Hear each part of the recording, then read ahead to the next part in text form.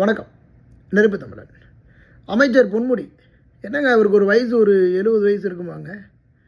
70 வயசில் ஏற்கனவே ஒரு பள்ளிக்கூடத்தினுடைய ஆசிரியர் 3000 ரூபாய்க்கு ஆசிரியராக வேலை செஞ்ச பொன்முடிக்கு இன்றைக்கி இருக்கக்கூடிய சொத்து சுகத்தையெல்லாம் பார்க்கும்போது அமெரிக்காவில் இருக்கக்கூடிய ட்ரம்ப்பை விட அதிகமான சொத்துக்கள் இருக்கக்கூடிய ஒரு ஆளாக இருக்கிறார்.